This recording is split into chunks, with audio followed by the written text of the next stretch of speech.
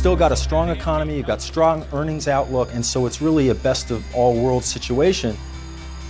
I started in August 2006, and I remember hearing older people describe it as, well, nothing's happening in the markets. You joined at the most boring time. Nothing interesting is going on, no one's worried about anything. There's a mood, that there's a universal kind of euphoria. And that's happening at the same time as there's a lot of debt growth. And then there's certain common sense questions. Okay, well, why should credit spreads be at their lowest point at the same time as debt is at its highest point and debt growth is fast? Gee, that doesn't make sense. We had to actually do quite a bit of defending of our performance. Our clients were really kind of impatient and putting pressure on us to take bigger positions and leverage up. Hey, look, I'm paying you fees to take risk. Can you lever up your account? Can we double the tracking error? And, we went to him and said no. Little tiny fringe markets started having trouble. Small, highly leveraged kind of fringe products that Bridgewater really had nothing to do with. We were worried about things, a lot more worried than other people. I'd been through a number of financial crises that were similar to this. 8 years before it, we put together something that we called a depression indicator. So we knew that when you get to the point where you can't lower rates, this indicator is going to flip on and the dynamic will change. That depression gauge turned on. And when that happened, we reviewed all of those decisions that we'd made 8 years earlier about which indicators to weigh up, which ones to weigh down, how to shift the risk, and so on and so forth. And basically that plan just, kicked into gear.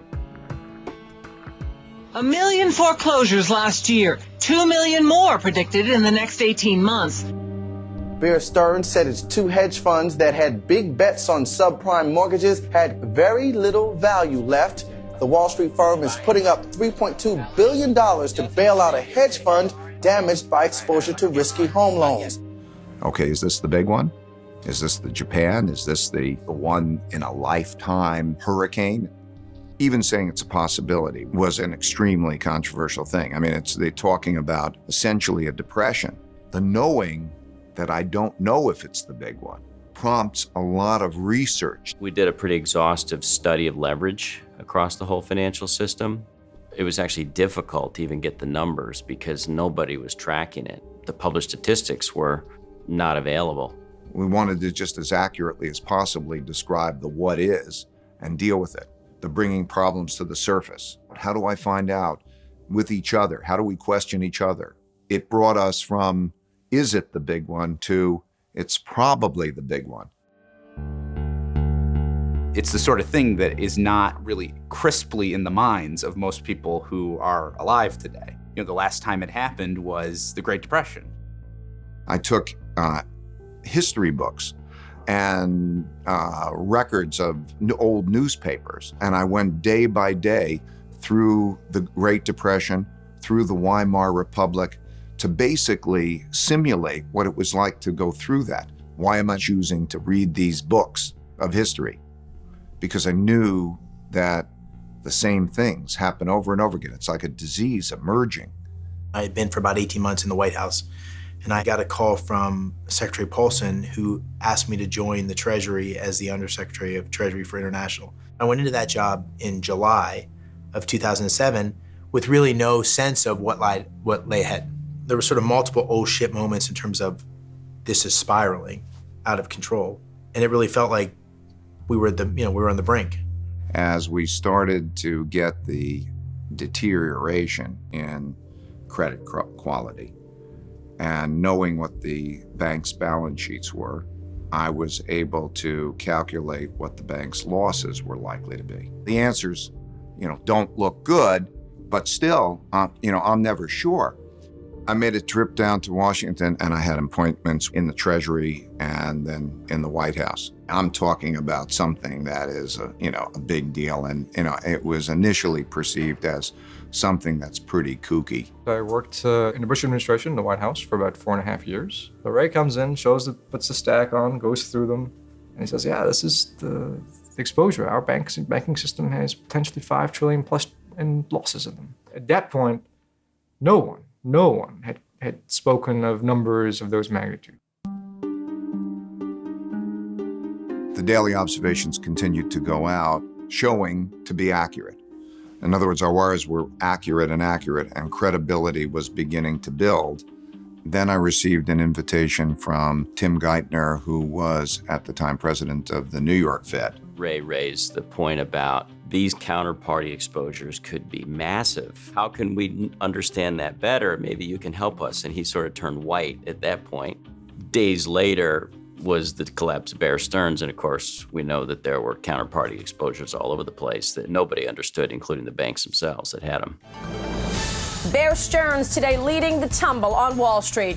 The stock plunging 45% after the New York Federal Reserve and J.P. Morgan agreed to provide an emergency financing to the Wall Street firm. The $236 million deal represents a stunning collapse of one of the world's largest investment banks. It was the equivalent of an automobile accident. How do you deal with them in the emergency room? It became clear to me that the policymakers were not forward thinking on this. No one was really connecting Bear to this bigger systemic problem. What would happen? Would policymakers be able to respond sufficiently? There was a lot of uncertainty in the world at the time. The White House machinery is not really optimized for a financial crisis.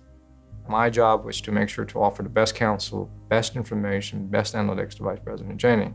Ray was helping me, and I'm a very conceptual person, was helping me draw the big picture.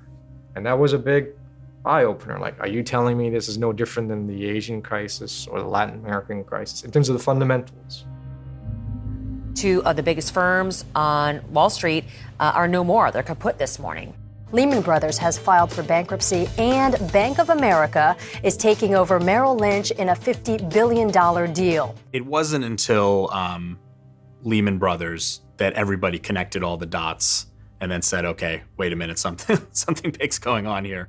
This is a once-in-a-half-century, probably once-in-a-century type of event. The fear is we don't know how many more banks will fail. It sort of felt like you're standing in the middle of a highway with cars coming at 80 miles an hour, and by the time you sort of negotiated your way through the first car, there was the next, Lehman Brothers, AIG, there was never really time to breathe. All of the banks in the U.S. were effectively broke.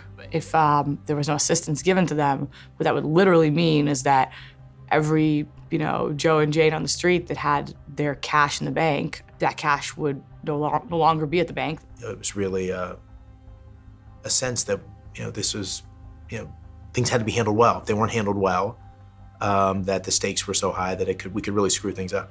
This thing was going to ripple fast through the system. We can't really fully imagine how long we may have people without jobs, without the ability to retire, without any businesses starting, without anyone being able to move or buy a home. When Lehman defaults, 3 days later, Federal Reserve acted, moved. A lot of the U.S. banks were broke on paper. The U.S. Treasury decided they were going to do their own stress tests, figure out how much money the U.S. banks needed, and then give them that money. This was radical ways to deal with financial intermediaries in order to really stem what would have otherwise been an incredibly terrible collapse of the financial system. We had been doing this in our own way for months, and their numbers came in virtually exactly at the same as our numbers. And we wrote this daily observation titled, big letters, "We agree," saying basically, these are really good estimates. Tim Geithner took those daily observations and brought them to Obama that day, saying, see, it worked out. These guys agreed that we did a good job with this. We have the right thing here. And that was a great sort of satisfaction at that time, not because we were right, but relief, in a sense, understanding that the nature of the circumstances was known. So those stress tests and knowing what the size of the problem was and owning that problem then gave us hope. I think the thing that Bridgewater has is this constant search for understanding. There's a thrashing out of ideas, and there's a humility and a recognition that you could be wrong. If thoughtful people can bring to the surface what they think, particularly the problems or the risks, and then have quality conversations, we'd have a whole different world.